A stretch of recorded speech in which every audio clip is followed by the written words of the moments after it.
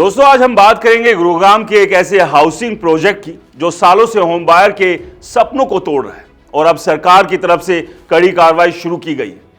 यह खबर है स्काई विले प्रोजेक्ट की जो सेक्टर 68 बादशाहपुर में, यहां डेवलपर गोल्डन ग्लो एस्टेट पर डीटीसीपी यानी department of town and country planning Haryana ने शोकॉज नोटिस ठोक दिया है।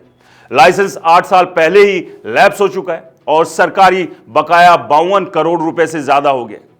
यह सिर्फ एक बिल्डर की लापरवाही नहीं बल्कि हजारों होम बायर्स की जिंदगी का सवाल है। अगर आप भी रियल एस्टेट में निवेश सोच रहे हैं तो पहले से फंसे हैं तो वीडियो आपके लिए बहुत जरूरी है। चलिए पूरी कहानी डिटेल में समझते हैं, फैक्ट्स, आंकड़े और ट्विस्ट के साथ। सबसे पहले बात करते हैं बैकग्राउंड की। यह प्रोजेक्ट लाइसेंस नंबर 177 ऑफ 2008 के तहत 11 अक्टूबर 2008 को जारी हुआ था। कुल 10.68 एकड़ जमीन पर ग्रुप हाउसिंग कॉलोनी बनानी थी। गुरुग्राम मानेसर अर्बन कॉम्प्लेक्स में लाइसेंस की वैलिडिटी सिर्फ 10 अक्टूबर 2018 तक थी, यानी कुल 10 साल। लेकिन डेवलपर ने रिन्यूअल के लिए टाइम पर अप्लाई नहीं किया। 2018 में लाइसेंस लैप्स हो गया और उसके बाद से प्रोजेक्ट स्टॉल पड़ा है। होम बायर्स ने पैसे लगाए, सपने देखे, लेकिन घर वो आज तक अधूरा है। यह कोई नई बात नहीं है। गुरुग्राम में ऐसे कई प्रोजेक्ट्स हैं जहां बिल्डर लाइसेंस लैप्स होने के बाद भी काम चलाते रहे, लेकिन अब सरकार सख्त हो गई। अब आते हैं सबसे बड़े झटके पर, बकाया रकम। डीटीसीपी के रिकॉर्ड के मुताबिक एक्सटर्नल डेवलपमेंट चार्ज यानी ईडीसी और दूसरे बकाया का अमाउंट 51.8 करोड़ रुपए से ज्यादा है, यानी करीब 52 करोड़ रुपए। ये पैसे सरकार को देने थे इंफ्रास्ट्रक्चर डेवलपमेंट के लिए, रोड, पानी, बिजली, सीवरेज जैसी चीजों के लिए।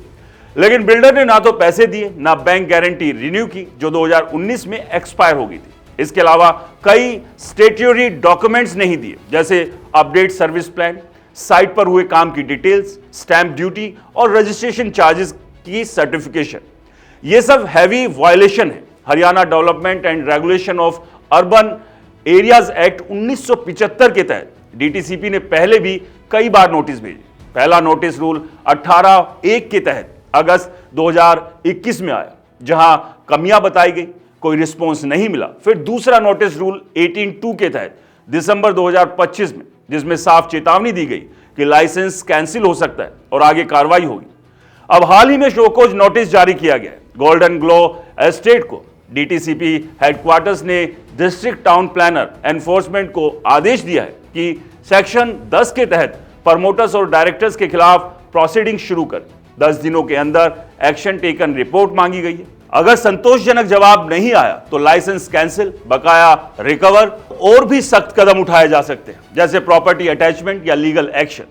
यह प्रोजेक्ट इंडस्ट्री में स्काई विले के नाम से ज्यादा जाना जाता है। इंसॉल्वेंसी फाइलिंग और पब्लिक रिकॉर्ड्स में इसका जिक्र इसी नाम से। पिछले सालों में इस साइट पर कई कंपनियां आई गई, प्रोजेक्ट्स डिले हुए और कुछ पार्ट्स इंसॉल्वेंसी में भी फंसे। होम बायर्स आज भी दोस्तों इंतजार कर रहे हैं। कई लोग सालों से ईएमआई भर रहे हैं लेकिन घर नहीं मिला। यह मामला गुरुग्राम के उन कई प्रोजेक्ट्स का हिस्सा है जहां पिछले साल में डीटीसीपी ने लैप्स्ड लाइसेंस, अनपेड चार्जेस और अनकंप्लीट अप्रूवल्स पर बड़ी कार्रवाई शुरू की। सरकार अब बिल्डर्स को बख्शने के मूड में नहीं है। दोस्तों ये खबर सिर्फ स्काई विले की नहीं, ये पूरे रियल एस्टेट सेक्टर के लिए वार्निंग है। अगर बिल्डर लाइसेंस लैप्स होने के बाद भी प्रोजेक्ट चलाते हैं तो होम बायर्स सबसे ज्यादा नुकसान उठाते हैं। हजारों फैमिलीज का पैसा फंसा है, सपने टूट रहे हैं। डीटीसीपी की यह कार्रवाई अच्छी है, लेकिन सवाल यह, क्या होम बायर्स को जल्दी रिलीफ मिलेगा? क्या बकाया पैसा रिकवर होकर इंफ्रा में लगेगा या फिर ये प्रोजेक्ट भी लंबे कोर्ट केस में फंस जाएंगे? दोस्तों आप क्या सोचते हैं? कमेंट्स में अपनी राय बताएं। और क्या आप भी इस प्रोजेक्ट या इसी तरह के किसी प्रोजेक्ट में फंसे हुए हैं? अपनी कहानी हमें जरूर शेयर करें और हाँ, इस वीडियो को लाइक कीजिए, शेयर कीजिए, हमारे चैनल को सब्सक्राइब करना बिल्कुल मत भूलिए। और दोस्तों ये पूरी खबर टाइम्स ऑफ इंडिया की रिपोर्ट पर आधारित है। नमस्कार।